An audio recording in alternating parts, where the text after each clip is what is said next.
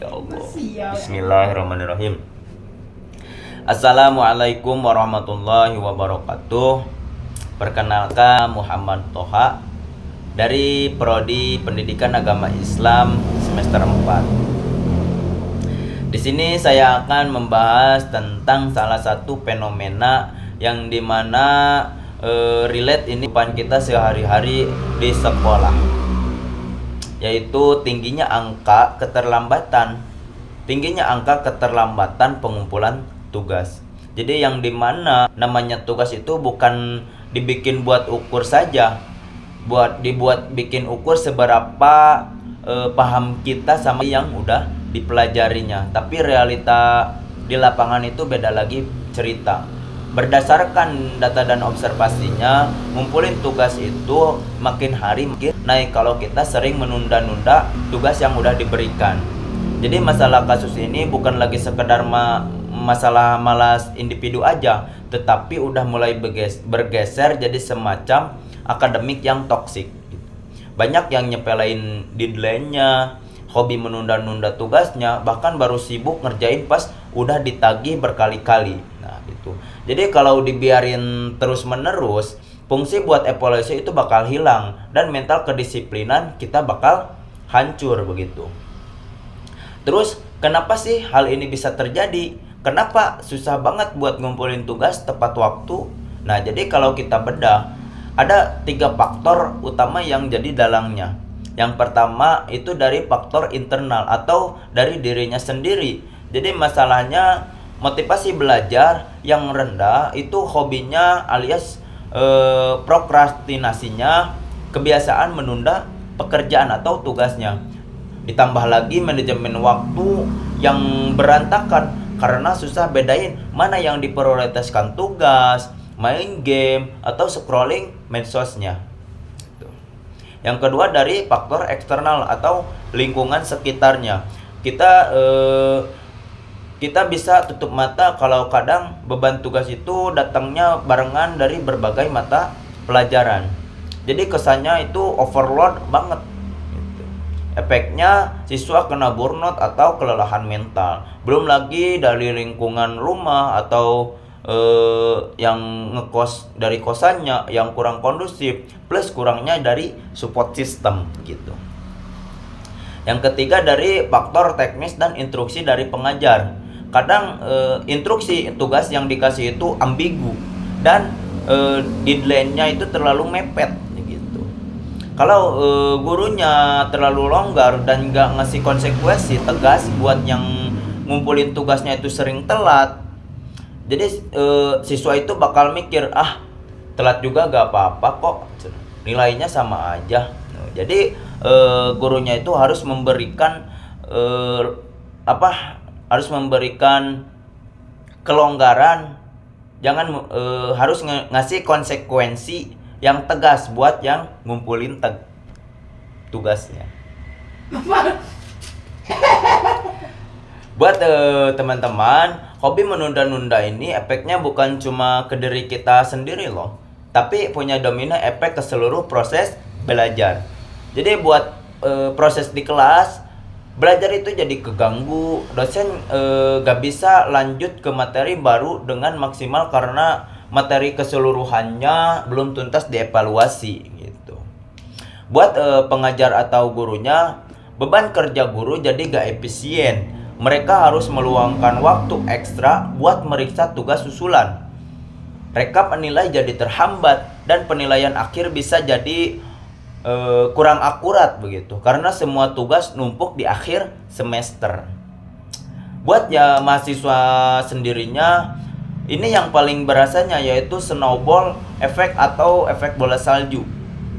Tugas yang ditunda bakal numpuk di akhir, bikin stres, cemas, panik, attack of pas nyentuh deadline, dan ujung-ujungnya hasil tugasnya itu jadi asal-asalan.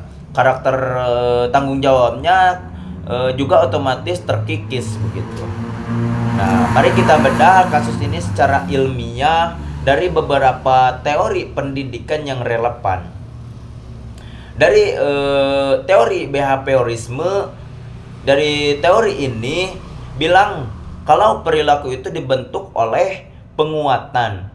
Pas siswa telat ngumpulin tugas tapi nggak dapat hukuman gitu, atau nilainya disamain sama yang tepat waktu, jadi perilaku yang ngumpulin tugasnya telat ini secara gak sadar dapat pembenaran. Jadi mereka itu belajar kalau aturan itu bisa ditawar gitu.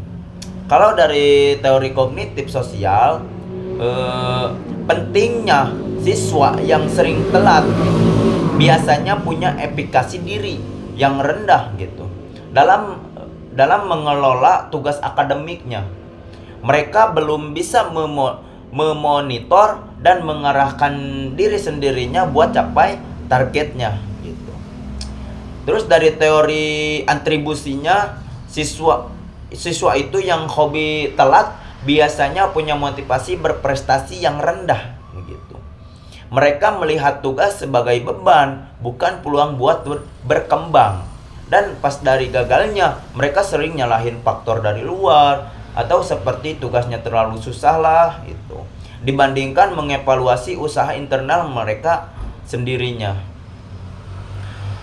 Nah, jadi berhubungan kita udah tahu akar masalahnya itu apa, kita butuh solusi nyata yang solusif dan yang bisa diterapkan. Ada beberapa strategi pembelajaran untuk mengatasi kasus tersebut. Dari yang pertama ada sistem flipped classroom dan modul kecil.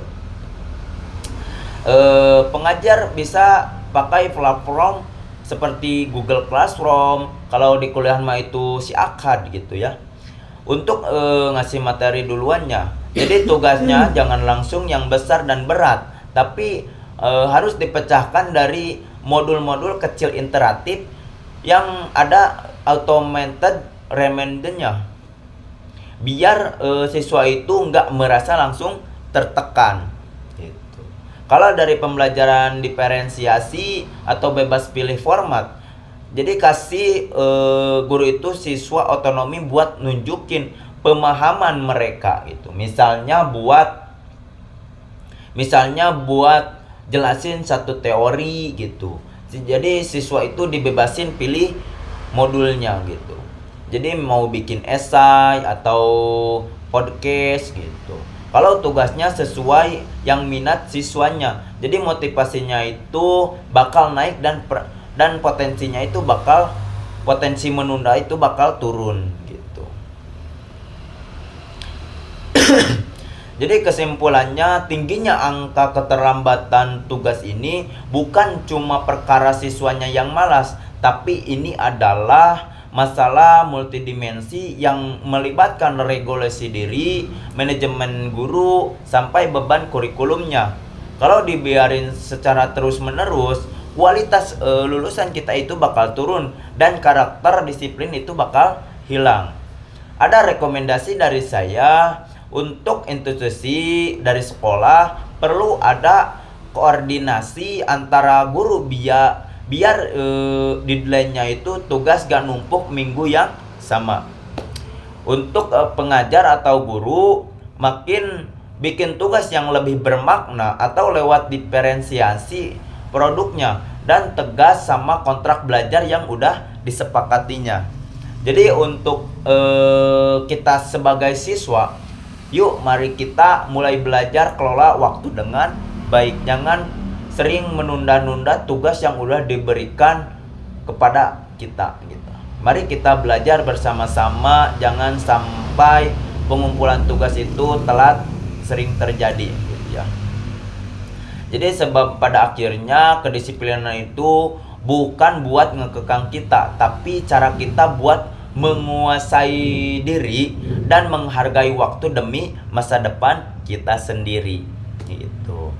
Sekian pembahasan yang saya bisa sampaikan. Terima kasih banyak atas perhatiannya. Mohon maaf bila banyak kesalahan. Assalamualaikum warahmatullahi wabarakatuh.